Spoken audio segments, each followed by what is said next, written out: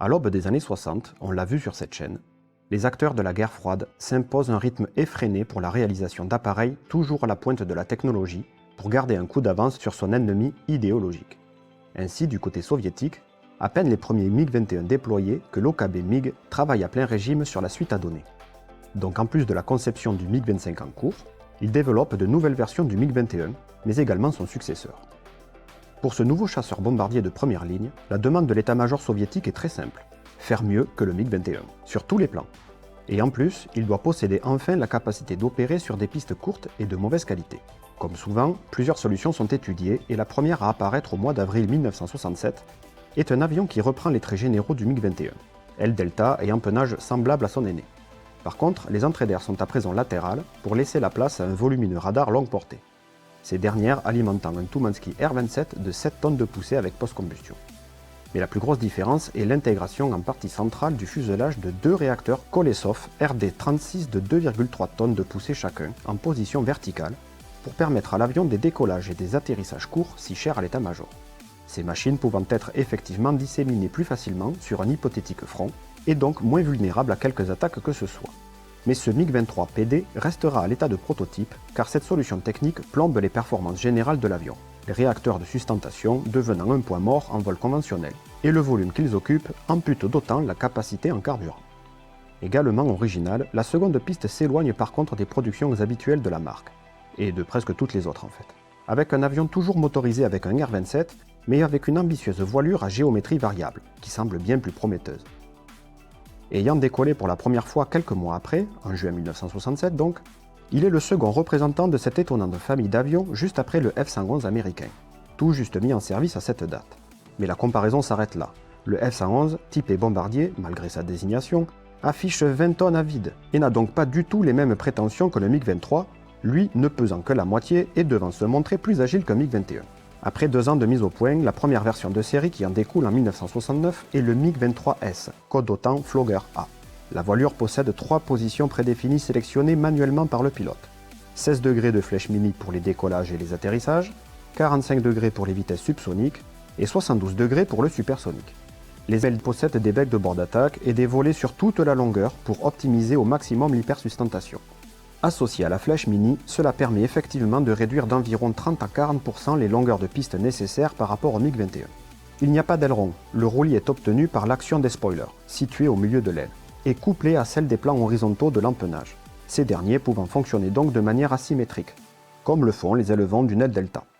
On peut noter également qu'à très grande vitesse, les spoilers sont désactivés. Particulièrement complexe donc, le MiG-23 doit composer avec d'autres phénomènes dus à la formule. D'une part, les commandes réagissent de manière différente selon l'angle de flèche, mais également le centre de portance recule au fur et à mesure que la flèche augmente. Malgré une certaine automatisation pour limiter l'impact de ces variations pour le pilotage, les commandes de vol et de la flèche restent hydrauliques et l'instabilité est contenue entre autres par cette dérive gigantesque, suppléée par le stabilisateur inférieur repliable au sol. 60 de ces MiG-23S sont donc déployés dans les unités opérationnelles. Ils ne possèdent pas l'avionique prévue, car elle est toujours en cours de développement, et partagent donc celle des MiG-21 SM ainsi que le même armement de ces derniers. Canon GSH-23 et radar RP-22, associés aux missiles courte portée R-3S et R-3R ou les R-60. Ces derniers sont mis à l'épreuve contre justement ces MiG-21. Le résultat est proche de la catastrophe. Ils n'apportent aucune amélioration, c'est même l'inverse. Ils se montrent beaucoup moins agiles, très désagréables à piloter et deviennent instables lors de forts angles d'attaque. L'avion se comporte très mal également lors des phases de vol à basse vitesse, la machine étant plus lourde que les prototypes. Sans surprise, le taux de perte de cette version sera très élevé. Pour ne rien arranger, c'est également une très mauvaise surprise pour le personnel au sol. Habitué à plus de rusticité, ces MiG-23 présentent d'énormes contraintes en maintenance dues à toute cette complexité inédite. Bon toutes les cases sont cochées, non? Il faut corriger le tir et au plus vite. Ces machines subissent une première mise à jour en 1971, avec une nouvelle aile dite édition 2, 20% plus grande. Cela a été obtenu en augmentant la corde de l'aile, la largeur donc, qui déborde à présent de l'emplanture, d'où l'apparition du fameux appendice proéminent en forme de croc, astuce permettant de ne pas toucher au reste de l'avion tout en préservant l'aéro pour toutes les positions de l'aile. Mais les becs de bord d'attaque ont été enlevés, l'ancien système n'a pas pu être adapté rapidement à cette nouvelle configuration. Cette version MiG-23 1971 intègre une avionique mise à jour plus proche de celle prévue à l'origine, mais les résultats sont finalement presque aussi mauvais. Seules 100 machines ont été fabriquées à ce standard. Les réunions devaient être tendues chez Mikoyan et Gourovitch devant des résultats si déconcertants. Mais persévérant, une nouvelle version apparaît l'année suivante en 1972. Et c'est enfin un pas en avant, avec le MiG-23M Flogger B. La voilure est encore modifiée avec une édition 3, qui reprend la grande voilure de l'édition 2, mais une solution a été trouvée pour intégrer un nouveau mécanisme de bec de bord d'attaque. Le comportement à basse vitesse est à présent satisfaisant. Et si la maniabilité en combat est toujours décevante, même s'il y a du mieux avec un nouveau contrôle de vol qui fait également pilote automatique, les performances pures sont tout simplement impressionnantes, car le moteur a été remplacé par un Tumansky R29, bien plus puissant avec 11 tonnes de poussée, permettant à présent un taux de montée très élevé et une vitesse maximale qui dépasse Mach 1.1 au niveau de la mer et Mach 2.3 en altitude, 2500 km/h tout de même. L'avionique est enfin digne d'un appareil de 3e génération, avec enfin l'intégration du radar Saphir 23D à impulsion Doppler à la portée de recherche de 50 km et de ciblage à 30 km dans les meilleures conditions. Il octroie également la capacité au MiG-23M de traquer des cibles plus bas que lui, le fameux Look Down Shoot Down, une première sur une production soviétique, et d'engager des cibles au-delà de la portée visuelle avec de nouveaux missiles à moyenne portée semi-actifs R-23R ou infrarouge R-23T, en plus des courtes portées R-60. Petite particularité néanmoins propre à ce nouveau système de détection, il n'y a pas d'écran radar dans le cockpit. Tout est directement projeté sur le HUD. Et les messages d'alerte sont annoncés avec une voix féminine que les pilotes surnomment Natacha. Il est équipé d'un Doppler de navigation et un récepteur laser semblable à celui des Su-15 pour l'interception assistée. Il possède également un IRST, c'est le petit carénage à facettes sous le cockpit. Il s'agit d'un détecteur infrarouge qui permet de rechercher et de traquer les cibles comme le radar, certes d'une portée plus faible, mais de manière totalement passive. Ainsi, associé au laser, le MiG-23M peut ainsi réaliser des interceptions en toute discrétion, sans l'utilisation de son radar de bord qui déclencherait des alertes dans le cockpit de sa future cible. Cette version est enfin produite en grande série, mais des problèmes structuraux au niveau des pivots de voilure apparaissent, car les efforts qu'ils subissent sont trop importants. Ils furent résolus en appliquant des limitations, bof comme solution. En gros, le combat tournoyant est à éviter, et le combat longue portée ou le hit and run est grandement conseillé. Un peu plus tard, une version d'export MiG-23MF fera son apparition pour les pays du pacte de Varsovie, ainsi qu'à l'Algérie, très proche des versions M soviétiques, ainsi qu'une autre version d'export MiG-23MS, code Flogger E. C'est une version aux capacités de détection plus limitées car elle est équipée de l'ancien radar RP-22 du MiG-23S, avec le retour de l'écran radar dans le cockpit, ainsi que l'ancien armement forcément. Il n'y a pas non plus l'IRST. Cette version fut vendue entre autres à l'Égypte, l'Irak ou la Syrie.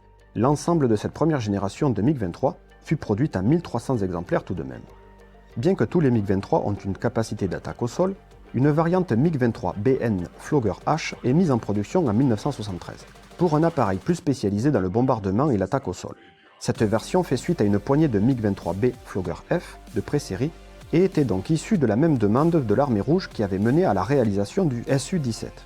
Ce MiG-23BN est reconnaissable à son nez plat en forme de bec de canard. En effet, les pilotes des MiG-23 standards ont une vue particulièrement limitée vers le bas à cause du long radome, ce qui peut être ennuyeux pour des missions d'attaque au sol. Alors grâce à cette modification, la vue devenait imprenable.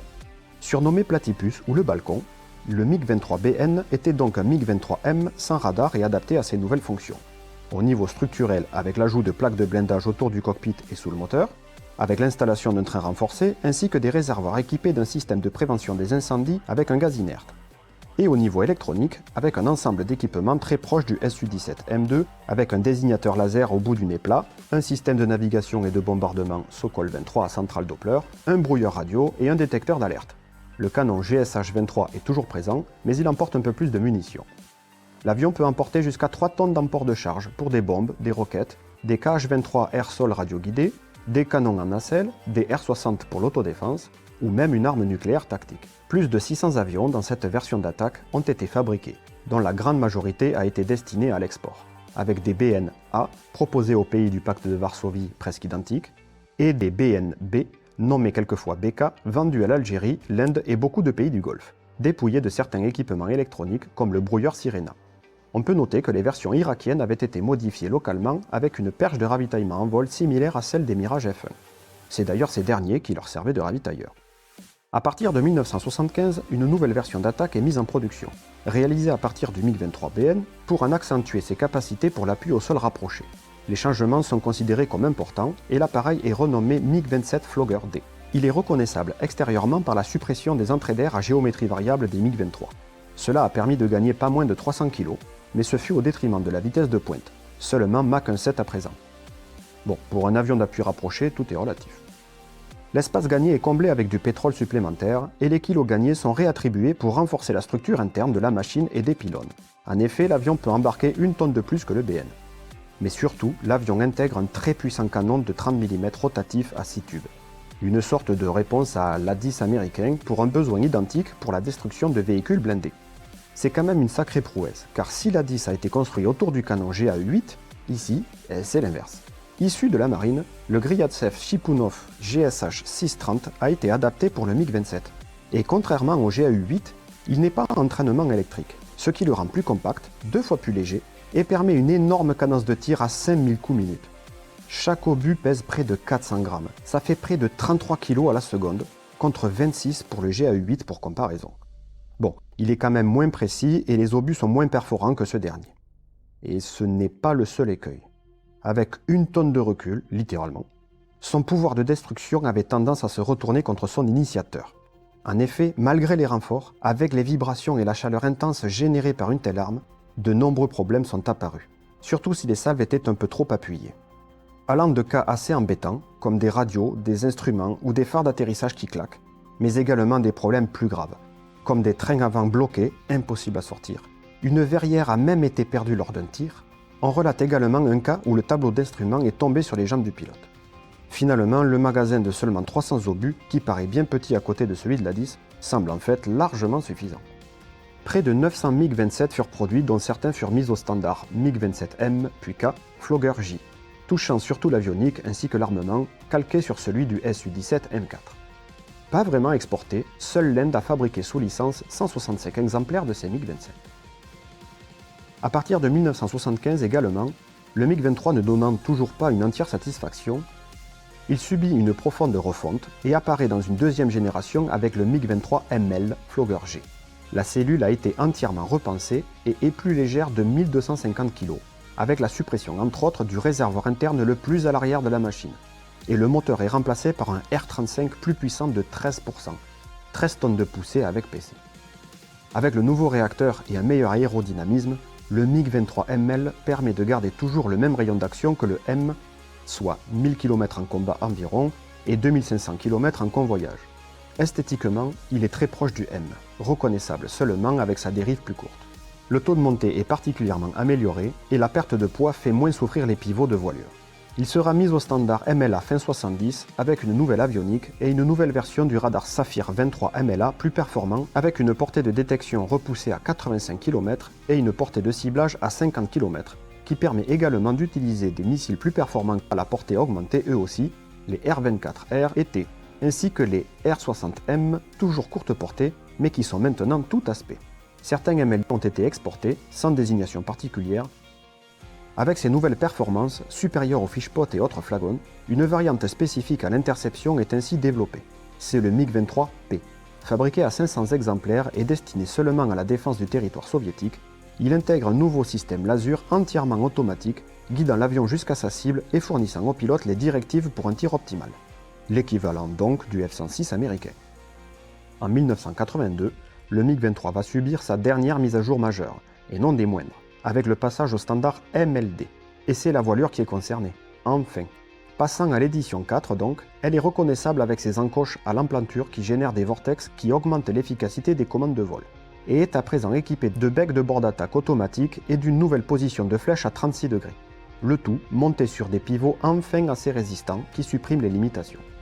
De plus, l'avion intègre également un limitateur automatique des forts angles d'attaque, évitant les instabilités des précédents modèles.